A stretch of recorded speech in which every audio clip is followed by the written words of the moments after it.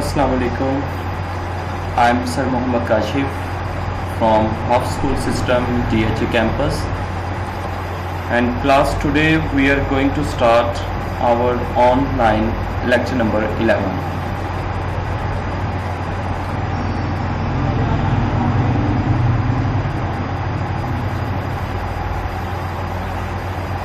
So last time we have discussed about periodic table,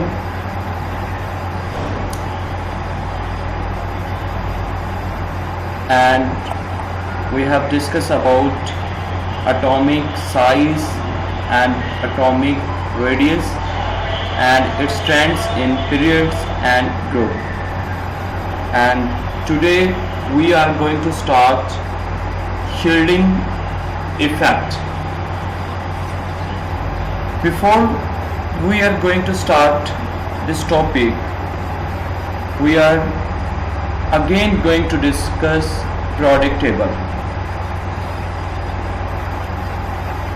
बेटा यहाँ पे आप एक periodic table को देख रहे हैं.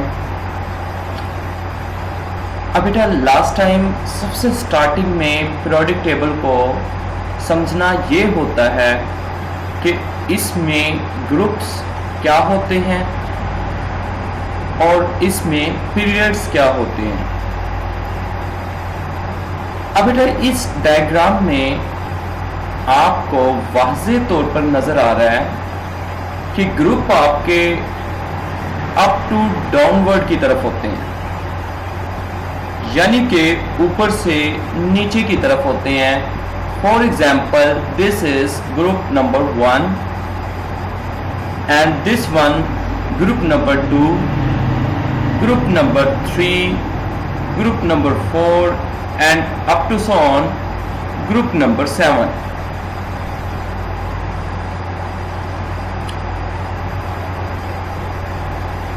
और बेटा यहाँ पे देखें, पीरियड की तरफ देखें तो पीरियड आपके क्या होते हैं, लेफ्ट टू राइट की तरफ होते हैं.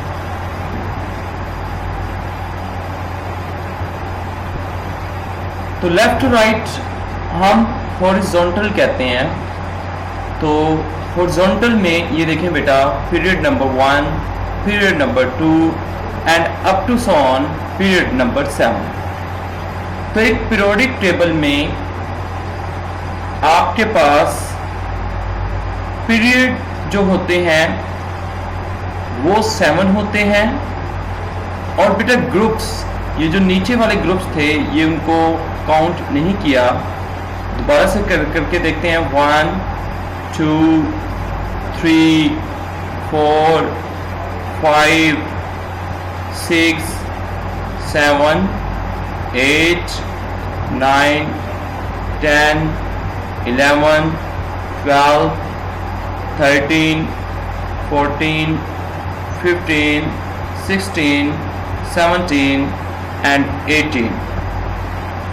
तो आपके पास इस तरह ग्रुप्स की जो तादाद होती है वो 18 होती है और पीरियड की तादाद आपके पास 7 होती है. और बेटा मैंने लास्ट टाइम आपको बताया था, यहाँ पे भी आपको ग्रुप्स दिखाया गया है ऊपर से नीचे जो होता है. जो हमारे पास पीरियड होता है, ये जो जिस तरह ये फर्स्ट पीरियड है हॉरिजॉन्टल में, पीरियड्स को में जो एलिमेंट्स होते हैं उनका एटॉमिक नंबर इंक्रीज हो रहा होता है. यानी कि यहाँ पे फर्स्ट पीरियड में देखें तो एक हाइड्रोजन एलिमेंट है और एक आपके पास हीलियम एलिमेंट है. यानी कि फर्स्ट पीरियड में there are only 2 elements, hydrogen and helium. तो हाइड्रोजन का एटॉमिक नंबर 1 होगा और हीलियम का एटॉमिक नंबर 2 होगा. इससे हमें पता चल रहा है कि जो पीरियड में एलिमेंट्स होते हैं उनका एटॉमिक नंबर इंक्रीजिंग ऑर्डर में होता है. First period of this periodic table has only 2 elements, hydrogen and helium. That is why first period is called shortest period of the periodic table. और बेटा हम ग्रुप्स की बात करें, जिस तरह hydrogen, lithium, sodium, potassium and up to so on. अब बेटा किसी भी ग्रुप में जो चीजें सिमिलर होती हैं वो बेटा अभी याद रख लें। एक तो ग्रुप्स में शेल की तादाद इंक्रीज हो रही होती है, यानी कि ये पहले ग्रुप में जो हाइड्रोजन है इसका शेल 1 होगा, और लिथियम जो है, जो इसी ग्रुप का सेकंड एलिमेंट है, उसमें नंबर ऑफ शेल 2 होंगे। सोडियम में नंबर ऑफ शेल 3 हो जाएंगे। पोटाशियम में नंबर ऑफ शेल 4 हो जाएंगे and up to so on. अब इट मीन्स के एक ग्रुप के अंदर नंबर ऑफ शेल क्या होते हैं, इंक्रीज हो रहे होते हैं, और पीरियड में एटॉमिक नंबर इंक्रीज हो रहा होता है। और दूसरी बात ग्रुप में, कि ग्रुप में जितने भी एलिमेंट्स होते हैं, इन सब एलिमेंट्स में लास्ट शेल की बात करें, लास्ट शेल को वैलेंस शेल भी कहते हैं। लास्ट शेल में नंबर ऑफ इलेक्ट्रॉन्स सेम होते हैं। अगर हम ग्रुप की बात करें, एक ही ग्रुप में हर एलिमेंट्स के आखिरी शेल, वैलेंस शेल में नंबर ऑफ इलेक्ट्रॉन सेम होते हैं। मीन हाइड्रोजन के लास्ट शेल में 1 इलेक्ट्रॉन होगा, लिथियम के लास्ट शेल में 1 इलेक्ट्रॉन होगा, सोडियम के लास्ट शेल में 1 इलेक्ट्रॉन होगा, और इस तरह बाकी जो एलिमेंट्स हैं इस ग्रुप के, उन सब के वैलेंस शेल में 1 इलेक्ट्रॉन होगा। ये बात बेटा आप अपने जहन में रख लें कि पीरियड के अंदर एटॉमिक नंबर इंक्रीज हो रहा होता है, यानी कि हाइड्रोजन का 1, हीलियम का 2, लेकिन पीरियड में आपके जो नंबर ऑफ शेल है वो इंक्रीज नहीं हो रहे होते। यानी कि ये नहीं कह सकते कि हाइड्रोजन में 1 शेल होगा तो हीलियम में 2 शेल होंगे, ऐसा बिल्कुल भी नहीं है। बल्कि बात यह है कि पीरियड के अंदर सिर्फ एटॉमिक नंबर इंक्रीज होता है, यानी कि नंबर ऑफ प्रोटॉन बढ़ते हैं। यानी कि हाइड्रोजन में 1 प्रोटॉन है तो हीलियम में 2 प्रोटॉन है, यानी कि हाइड्रोजन का एटॉमिक नंबर 1 है तो हीलियम का एटॉमिक नंबर 2 है। लेकिन ग्रुप्स के अंदर शेल की तादाद इंक्रीज होती है, यानी कि हाइड्रोजन में 1 शेल है तो लिथियम में 2, सोडियम में 3 and up to so on. और ग्रुप्स के अंदर जो वैलेंस शेल की बात करें, आखिरी शेल की बात करें, तो उनमें नंबर ऑफ इलेक्ट्रॉन सेम होते हैं, यानी कि हाइड्रोजन के भी 1, लिथियम के भी लास्ट शेल में 1 इलेक्ट्रॉन्स होंगे, एंड सोडियम के भी लास्ट शेल में 1 इलेक्ट्रॉन्स होगा, and up to so on बेटा। अब बेटा हम अपने मेन टॉपिक शील्डिंग इफेक्ट की तरफ आ जाते हैं, अगर आपको वो बातें आपके माइंड में बैठ चुकी हैं। शील्डिंग इफेक्ट क्या होता है, सबसे पहले मैं आपको एक डायग्राम के जरिए बताता चलूं। बेटा ये किसी भी एटम का सपोज किया न्यूक्लियस है, और इसमें नंबर ऑफ प्रोटॉन और न्यूट्रॉन एग्जिस्ट करते हैं। अब इस न्यूक्लियस के साथ शेल होता है, और शेल के अंदर आपके इलेक्ट्रॉन्स होते हैं। अब इसी तरह सपोज किया बेटा यहां पे एक और शेल है, और इसमें भी कुछ इलेक्ट्रॉन्स पड़े हुए हैं। ओके, और बेटा अगर आप बनाना चाहें तो यहां पे एक और शेल है जिसमें भी इलेक्ट्रॉन्स मौजूद है। अब बेटा याद रखें, इस बात को अपने माइंड के अंदर बैठा लें कि ये जो प्रोटॉन न्यूक्लियस में होते हैं, और आपको पता है कि प्रोटॉन न्यूक्लियस के अंदर ही एग्जिस्ट करता है। प्रोटॉन के ऊपर पॉजिटिव चार्ज होता है जबकि इलेक्ट्रॉन्स के ऊपर नेगेटिव चार्ज होता है। तो प्रोटॉन और इलेक्ट्रॉन की एक अट्रैक्शन होती है।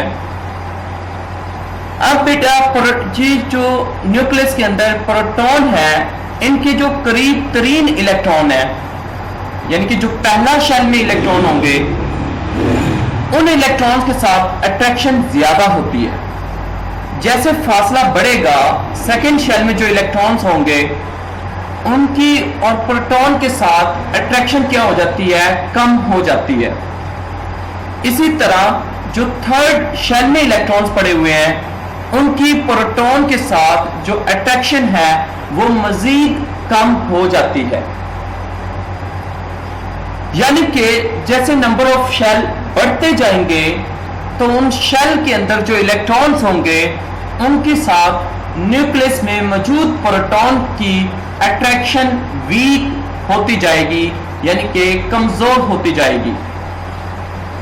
अब बेटा इसके 2 रीजन हमारे पास हैं कि प्रोटॉन की लास्ट शेल में इलेक्ट्रॉन के साथ अट्रैक्शन कम क्यों होती है। इसकी हमारे पास 2 मेन कॉजेज है, 2 मेन वजूहात हैं। एक बेटा डिस्टेंस ज्यादा होना, और सेकंड बेटा आखिरी शेल, सपोज किया ये जो शेल में इलेक्ट्रॉन्स पड़ा हुआ है, इससे पहले जो इलेक्ट्रॉन्स आ रहे हैं, ये वाला जिस पे मैं दायरा लगा रहा हूं, ये जो आखिरी शेल से पहले जो इलेक्ट्रॉन्स आ रहे हैं वो इन प्रोटॉन की लास्ट शेल के साथ अट्रैक्शन को कम कर देते हैं। This is called shielding effect. इसी चीज को हम शील्डिंग इफेक्ट कहते हैं। तो शील्डिंग इफेक्ट क्या होता है कि जो न्यूक्लियस की अट्रैक्शन की ताकत होती है वो आखिरी शेल में इलेक्ट्रॉन्स के साथ कम हो जाती है ड्यू टू इनर इलेक्ट्रॉन, अंदर जो इलेक्ट्रॉन होते हैं उनकी वजह से। क्योंकि आप बेटा इस बात को समझ सकते हैं, जो अंदर इलेक्ट्रॉन्स मौजूद हैं वो इसकी ताकत को, इसकी अट्रैक्शन की पावर को आखिरी शेल के साथ कम कर देते हैं, क्योंकि इसकी जो अट्रैक्शन है वो डिवाइड होती जाती है, यानी कि वो इस इलेक्ट्रॉन को भी खींच रहा है तो इसकी जो अट्रैक्शन की पावर है वो कम होगी, फिर वो इस शेल में मौजूद इलेक्ट्रॉन को अट्रैक्ट कर रहा है तो और ज्यादा कम हो जाएगी, यानी कि लास्ट शेल तक अट्रैक्शन कम हो जाएगी। इस चीज को शील्डिंग इफेक्ट कहते हैं। तो अगेन मैं बता दूं शील्डिंग इफेक्ट क्या होता है कि न्यूक्लियस का अट्रैक्शन की फोर्स आखिरी शेल में इलेक्ट्रॉन के साथ कम हो जाना ड्यू टू किसकी वजह से, प्रेजेंट इनर इलेक्ट्रॉन, जो इनर इलेक्ट्रॉन की मौजूदगी की वजह से।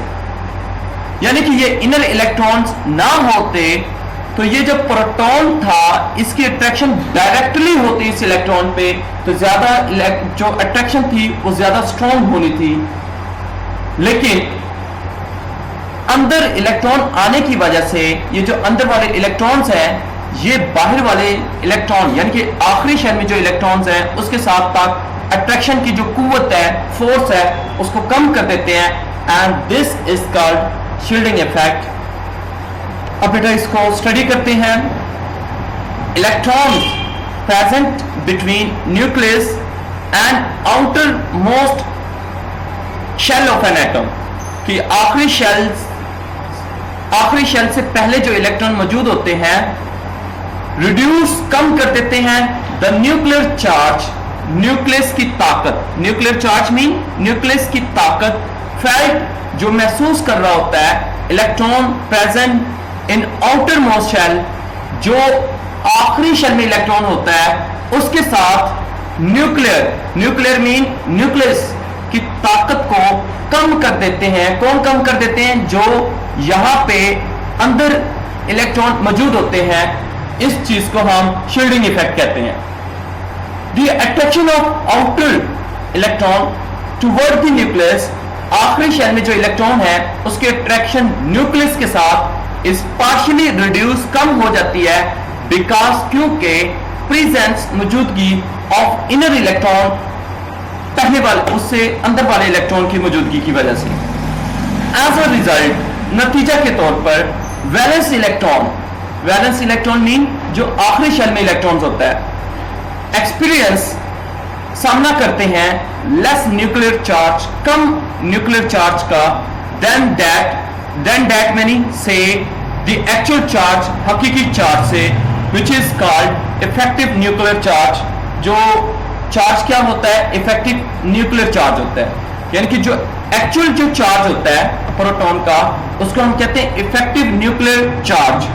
जो इफेक्टिव न्यूक्लियर चार्ज होता है वो आखिरी शेल में मौजूद इलेक्ट्रॉन के साथ कम हो जाता है due to inner electron, and this is again I am saying that this is called shielding effect. It means, इसका मतलब है that electron present in inner shell, कि जो इलेक्ट्रॉन इनर शेल में होते हैं यानी कि फर्स्ट सेकंड में, inner shell screen or shield before. Shield कहते हैं वो एक तरह की शील्ड बन जाते हैं, जो अंदर वाले इलेक्ट्रॉन है शील्ड बन जाते हैं। किसके साथ शील्ड बन जाते हैं? आखिरी शेल के साथ, यानी कि वो प्रोटॉन की वो ताकत, जो पूरी ताकत होती है, वो उसको आखिरी शेल तक मौजूद इलेक्ट्रॉन के पास नहीं जाने देते, यानी कि वो एक शील्ड बन जाती है, एक दीवार बन जाती है। शील्ड दीवार को आप ले सकते हैं, तो जिसकी वजह से जो प्रोटॉन की ताकत होती है आखिरी शेल के साथ वो कम हो जाती है। एंड नेक्स्ट बेटा, we are going to discuss its trend. अब बेटा ट्रेंड में दोनों हम देखते हैं कि पीरियड में क्या होगा, ग्रुप्स में क्या होगा। Shielding effect increases, shielding effect बढ़ जाता है डाउन द ग्रुप, यानी कि अप टू डाउन, कि ये जो बेटा मैं आपको बताता चलो, ग्रुप में देखें हाइड्रोजन लिथियम, तो हाइड्रोजन में जो शील्डिंग इफेक्ट होगा वो कम होगा। लिथियम यानी कि एक ग्रुप से नीचे की तरफ जाएंगे तो शील्डिंग इफेक्ट ज्यादा हो रहा होगा। अब बेटा आपका क्वेश्चन है शील्डिंग इफेक्ट क्यों ज्यादा हो रहा है? क्योंकि यहां पे शेल की तादाद इंक्रीज हो रही है, शेल की तादाद बढ़ रही है। जब नंबर ऑफ शेल की तादाद बढ़ेंगे तो आपको पता है कि वैलेंस शेल के साथ जो अट्रैक्शन है न्यूक्लियस की वो कम हो जाएगी, and this is called shielding effect.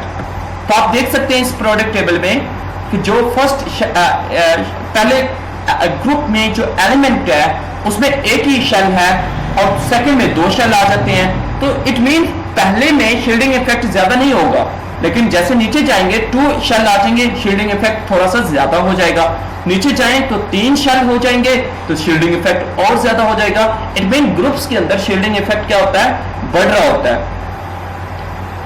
Because of easy take away electron, वो पता है आपको कि शेल की तादाद बढ़ेगी तो आखिरी शेल में इलेक्ट्रॉन जल्दी से निकाल लिया जाता है। वो क्यों निकाल लिया जाता है? क्योंकि शील्डिंग इफेक्ट होता है, क्योंकि न्यूक्लियस की जो फोर्स है लास्ट शेल के साथ वो वीक हो जाती है, इसलिए आप आसानी से आखिरी शेल में इलेक्ट्रॉन्स निकाल सकते हैं। सिमिलरली डिक्रीज इन पीरियड, तो पीरियड में क्या होता है? शील्डिंग इफेक्ट कम होता जाता है। If we move left to right, ये देखें बेटा कि हाइड्रोजन में जो शील्डिंग इफेक्ट होगा और हीलियम में जो होगा, हीलियम में क्या हो जाएगा? कम हो जाएगा। अब आपका क्वेश्चन है कि सर हाइड्रोजन में भी एक शेल है, हीलियम में भी एक शेल है, लेकिन आप कह रहे हैं कि हीलियम में शील्डिंग इफेक्ट कम होगा, यानी कि न्यूक्लियस के इलेक्ट्रॉन के साथ अट्रैक्शन ज्यादा होगी। उसकी रीजन बेटा सुन ले। मैं बात करूं हाइड्रोजन की और सेकंड पे बात करूं हीलियम की, तो हीलियम और हाइड्रोजन में शेल की तादाद इंक्रीज ही नहीं हो रही। क्या हो रहा है? एटॉमिक नंबर इंक्रीज हो रहा है, यानी कि आपकी हाइड्रोजन में नंबर ऑफ प्रोटॉन 1 होंगे और हीलियम में नंबर ऑफ प्रोटॉन 2 हो जाएंगे, क्योंकि एटॉमिक नंबर कहते हैं नंबर ऑफ प्रोटॉन की तादाद। लेकिन शेल तो वही एक ही रहेगा ना, तो इलेक्ट्रॉन्स हो जाएंगे बस। अब बेटा देखिए शेल वही है लेकिन प्रोटॉन 2 है, तो प्रोटॉन 2 की जो ताकत होगी इलेक्ट्रॉन को खींचने की वो ज्यादा होगी। हाइड्रोजन में प्रोटॉन एक ही होता है, उसमें जो ताकत होगी न्यूक्लियस की इलेक्ट्रॉन को खींचने की वो कम होगी। तो that is why we can say that कि जो पीरियड में पहला एलिमेंट होगा उसकी शील्डिंग इफेक्ट कम होगी और जो पीरियड में सेकंड होगा उसकी क्या होगी? शील्डिंग इफेक्ट क्या होगी, डिक्रीज हो जाएगी और ज्यादा कम हो जाएगी, क्योंकि न्यूक्लियर चार्ज क्या होता जा रहा है, पीरियड के अंदर बढ़ता जा रहा है। तो ये तो था बेटा हमारा शील्डिंग इफेक्ट के बारे में लेक्चर। नेक्स्ट इसी लेक्चर में हम मजीद कुछ डिस्कस करने जा रहे हैं आयोनाइजेशन एनर्जी। अब बेटा आपको पता चल रहा है कि एनर्जी मीन एनर्जी होता है और आयोनाइजेशन मीन वो एनर्जी जो किसी एटम को आयन बना देती है, तो उसको हम आयोनाइजेशन एनर्जी कहते हैं। अब आपका क्वेश्चन ये होता है कि सर आयन बनता कैसे है। तो फर्स्ट चैप्टर में we have discussed that when an atom lose और गेन इलेक्ट्रॉन, जब कोई एटम या तो इलेक्ट्रॉन दे देता है या इलेक्ट्रॉन ले लेता है तो वो आयन बन जाता है, वो एटम नहीं रहता। फॉर एग्जाम्पल सोडियम की बात करें तो सोडियम एक एटम है और इस सोडियम एटम से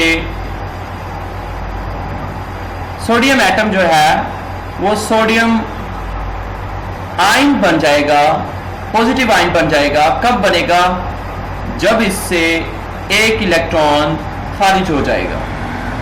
इज इट क्लियर बेटा, क्योंकि इलेक्ट्रॉन खारिज हुआ है तो वो पॉजिटिव आयन बनेगा। तो अब देखें, अब बेटा सोडियम आयन बनाने के लिए हमें एक इलेक्ट्रॉन सोडियम से खारिज करना पड़ता है। खारिज करने के लिए हम एनर्जी लगाते हैं किसके ऊपर, सोडियम के ऊपर, ताकि इसके अंदर से एक इलेक्ट्रॉन खारिज किया जा सके। अब ये जो एनर्जी की मिकदार आपने सोडियम के ऊपर लगाई है ताकि इसको पॉजिटिव आयन बना सकें, ताकि इसके अंदर से इलेक्ट्रॉन खारिज कर सकें, इस एनर्जी की मिकदार को इस एनर्जी को हम आयोनाइजेशन एनर्जी कहते हैं। डेफिनेशन पे आ जाएं। The amount of energy, energy की वो मिकदार रिक्वायर्ड जो जरूरत होती है टू रिमूव, निकालने के लिए the most loosely bound electron, यानी कि जो ज्यादा बाउंडेड इलेक्ट्रॉन नहीं होता, बहुत लूज होता है, मतलब उसमें शील्डिंग इफेक्ट ज्यादा होता है, मतलब जो वैलेंस शेल में मौजूद इलेक्ट्रॉन होता है उसकी न्यूक्लियस के साथ अट्रैक्शन कम हो जाती है, लिहाजा जो आखिरी शेल में इलेक्ट्रॉन है आप उसको निकाल सकते हैं। तो इस पे जो एनर्जी लगाई जाती है उसको हम आयोनाइजेशन एनर्जी कहते हैं। और ये एनर्जी जो सोडियम के ऊपर लगा रहे हैं ये तकरीबन 496 किलो जूल पर मोल होती है और ये पॉजिटिव होती है क्योंकि आप पॉजिटिव आयन बना रहे होते हैं। अगर आपने इलेक्ट्रॉन फर्स्ट शेल से निकाला है, if there is only one electron in valence shell, the energy required remove it called first ionization energy। फर्ज किया कि किसी एटम के आखिरी शेल में 2 इलेक्ट्रॉन्स हैं, आखिरी शेल की बात कर रहा हूं, वैलेंस शेल की। अगर आपने पहला इलेक्ट्रॉन निकाला है तो ये फर्स्ट आयोनाइजेशन एनर्जी है, अगर आपने सेकंड निकाला है तो वो सेकंड आयोनाइजेशन एनर्जी है। ट्रेंड देखें बेटा, पीरियड में देखें तो value of ionization energy increase, क्योंकि आयोनाइजेशन एनर्जी इंक्रीज होती है because the size of atom reduce, क्योंकि एटम का साइज कम होता है। Valence electron are called held strongly by electrostatic force, क्योंकि बेटा लास्ट टाइम भी मैंने आपको बताया कि उसमें हीलियम और हाइड्रोजन एग्जांपल में कि जो पीरियड होता है उसमें आपका जो पीरियड के अंदर शेल की तादाद नहीं बढ़ती, एटॉमिक नंबर बढ़ रहा होता है, यानी कि नंबर ऑफ प्रोटॉन बढ़ते हैं। प्रोटॉन बढ़ने की वजह से जो अट्रैक्शन होगी न्यूक्लियस की लास्ट शेल के साथ, लास्ट शेल में मौजूद इलेक्ट्रॉन के साथ, वो ज्यादा स्ट्रॉन्ग होगी। तो ज्यादा स्ट्रॉन्ग होने की वजह से आपको एनर्जी ज्यादा लगानी पड़ेगी इलेक्ट्रॉन को निकालने के लिए। तो दैट इज वाई कि हम कह सकते हैं कि पीरियड के अंदर इंक्रीज करती है आयोनाइजेशन एनर्जी, यानी कि जो फर्स्ट पीरियड में एलिमेंट है हाइड्रोजन, उसके ऊपर इलेक्ट्रॉन निकालने के लिए कम आपको एनर्जी लगानी पड़ेगी, जबकि हीलियम जो उसी पीरियड में सेकेंड एलिमेंट है उसके ऊपर ज्यादा लगानी पड़ेगी, क्योंकि वहां पे प्रोटॉन 2 हो जाते हैं, लिहाजा आपको इलेक्ट्रॉन निकालने के लिए आपको अट्रैक्शन फोर्स ज्यादा लगानी पड़ेगी, इसलिए हम कह सकते हैं कि वो ज्यादा होती है।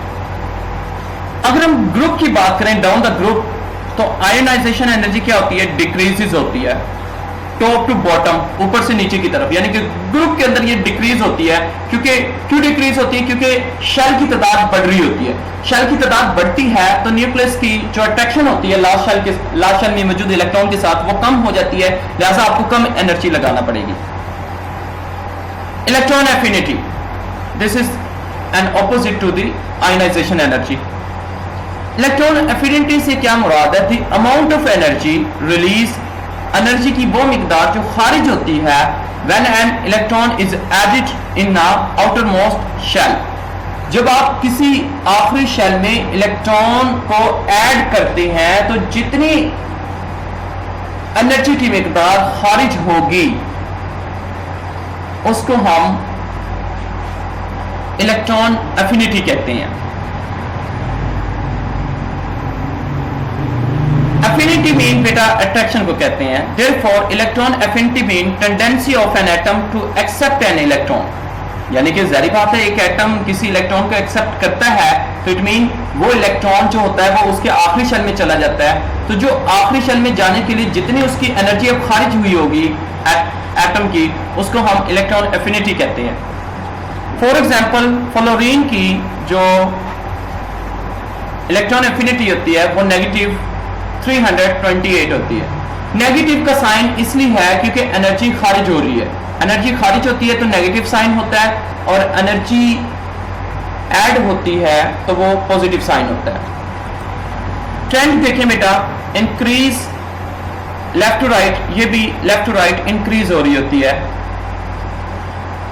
क्योंकि आपको पता है कि लेफ्ट टू राइट शेल की तादाद नहीं बढ़ रही होती, प्रोटॉन की तादाद बढ़ती है। प्रोटॉन की तादाद बढ़ती है तो मीन न्यूक्लियस चार्ज बढ़ता है, तो इट मींस जब इलेक्ट्रॉन ऐड होगा तो ज्यादा एनर्जी खारिज होगी, और ये टॉप टू द बॉटम क्या होती है, डिक्रीज होती है, क्योंकि शेल की तादाद बढ़ती है तो लिहाजा जब शेल की तादाद टॉप टू बॉटम यानी कि ग्रुप के अंदर बढ़ती है तो इलेक्ट्रॉन ऐड करते हैं तो कम एनर्जी रिलीज होती है। Next topic is electronegativity.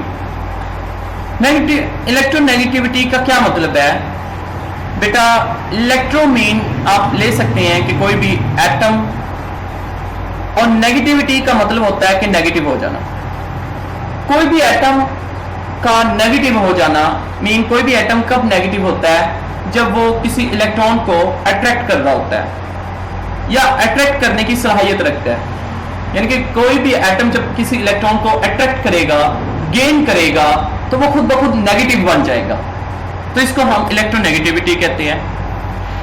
The ability of an atom, किसी एटम की वो सलाहियत, एबिलिटी सलाहियत को कहते हैं, to attract shared pair of electron toward itself, जो अपनी तरफ क्या करे, एक इलेक्ट्रॉन पेयर को अट्रैक्ट कर ले इन अ मॉलिक्यूल, किसी मॉलिक्यूल के अंदर, तो इसको हम इलेक्ट्रोनेगेटिविटी कहते हैं उसकी।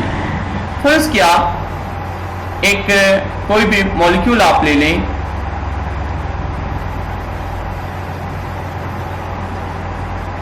मैं कोई भी मॉलिक्यूल ले लेता हूं,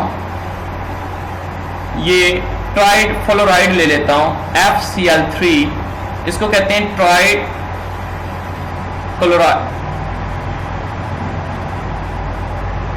या इसको छोड़ें, आप कोई और ले लें मॉलिक्यूल,